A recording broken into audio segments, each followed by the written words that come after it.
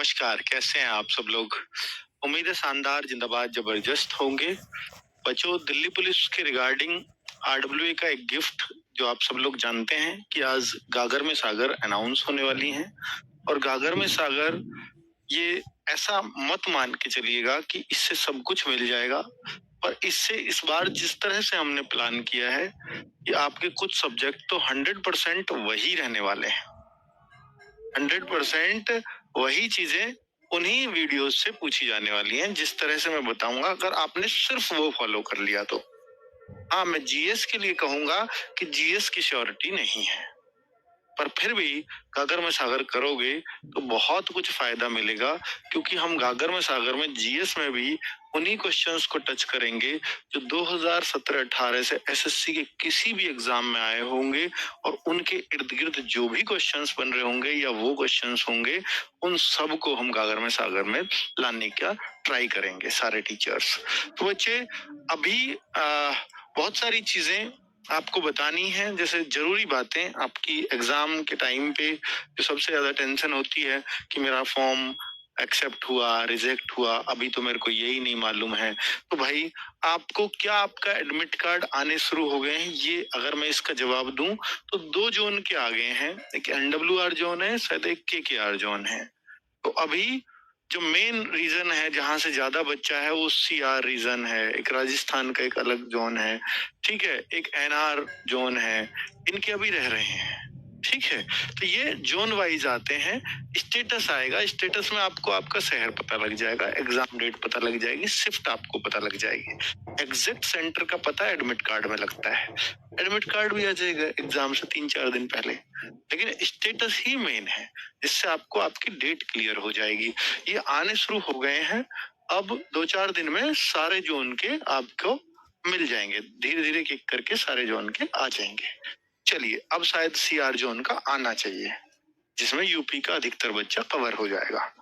हालांकि western UP का NR zone में ही आता है बच्चा। अरे ये जोन क्या है भाई? ये जोन है जिसने एग्जामिनेशन सेंटर जहां का भर दिया हुआ। दिल्ली का भरा है तो आप एनआर जोन में आएंगे, आपने मेरठ का भर दिया यूपी वालों ने, या इलाहाबाद का भर दिया तो सीआर जोन में आओगे। बिहार वाले सारे सीआर जोन में आएंगे। अगर दिल्ली सेंटर नहीं भरा है, दिल्ली सेंटर भरा है तो एनआर जोन में आओगे। ठीक है, चलिए, तो ये भी क्लियर। अब अंतिम समय में रिवीजन कैसे करें, ये सबसे बड़ा सवाल है। कि मेहनत बहुत कर ली, पढ़ाई बहुत कर ली, अब लास्ट टाइम में बस रिवीजन का कुछ ऐसा टिप्स मिल जाए और जिससे मेरा रिवीजन अपने आप हो जाए। तो अपने आप कुछ नहीं होता, सब कुछ काम अपने आप ही आपको करना पड़ेगा। उसके लिए मैं अभी आपको बताऊंगा, तो ताकि आप हर सब्जेक्ट का, चाहे मैथ्स की हमारे पास बहुत अच्छी स्ट्रेटजी है, रीजनिंग की बहुत अच्छी स्ट्रेटजी है, मैं बताऊं कंप्यूटर की बहुत अच्छी स्ट्रेटजी है, अब जीएस की करंट अफेयर्स की बहुत अच्छी स्ट्रेटजी है जो मैं अभी आपको बताने वाला हूँ। ठीक है, बात बचेगी बाकी कर चीजों की जीएस में, तो वो भी मैं आपको बताऊंगा कि भैया उसमें ना, अभी जो सबसे बड़ी बात यही है कि जीएस की चिंता बहुत है। तो इसके लिए क्या करें? तो अभी आप अगर कुछ नया करने की सोचेंगे तो वो आपकी सबसे बड़ी भूल होगी। कुछ भी नया करने की मत सोचिए कि वो भी पढ़ लूं, ये भी पढ़ लूं। लास्ट टाइम में ऐसा बहुत होता है, उसको भी पढ़ लूं, इसको भी खींच लूं, अब लास्ट टाइम में सबको समेट लूं। नहीं, ये आपकी बहुत बड़ी गलती है, फिर आपका टाइम पे कुछ भी काम नहीं आने वाला। तो आप क्या करेंगे, जो भी नोट्स आपने तैयार करे हैं, जिस भी बुक से आपने जीएस को पढ़ा है, आप प्लीज सिर्फ उन्हीं को पढ़िए, उन्हीं का रिवीजन मारिए, उन्हीं का रट्टा मारिए। नोट्स से बनाए हैं तो नोट्स फेर लीजिए, कहीं से किसी बुक से जीएस पढ़ी है तो बुक को फेर लीजिए। बेस्ट होता इस टाइम में, अगर बेस्ट होगा तो आप एसएससी के सीजीएल, सीएचएसएल और जो भी सीपीओ, दिल्ली पुलिस, जीडी, जहां भी क्वेश्चन एसएससी के पिछले 2-3-4 साल के मिल जाएं, उनको अगर पढ़ सकते हो वन लाइनर टाइप में भी, तो बहुत फायदा हो जाएगा जीएस में, अगर आप कर सकते हो तो।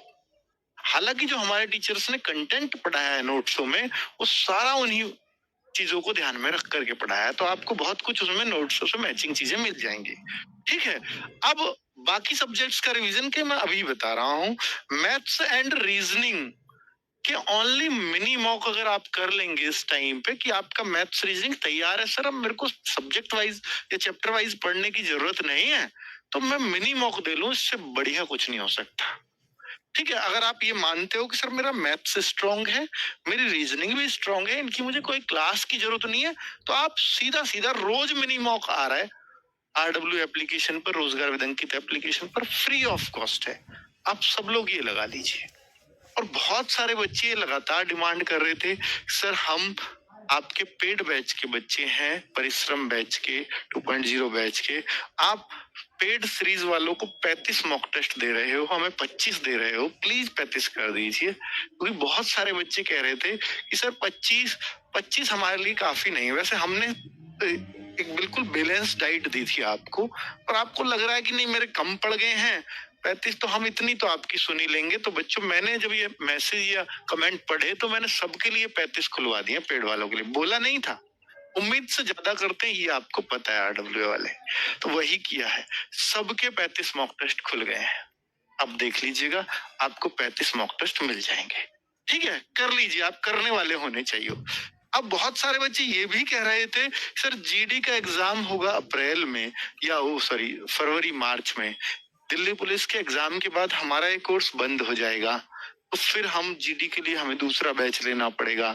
हमारा ये बैच ही ओपन रखिए ना जीडी तक, हिंदी हम कर ही लेंगे, मैथ रीजनिंग जीएस इससे पढ़ लेंगे। तो ठीक है भाई, आपकी ये मांग भी मंजूर है। तो आपके फरवरी मार्च तक, जब तक आपका जीडी का पेपर नहीं हो जाता, इस बैच को मैं नहीं हटने दूंगा। ठीक है, और कोई डिमांड हो तो बता दीजिए।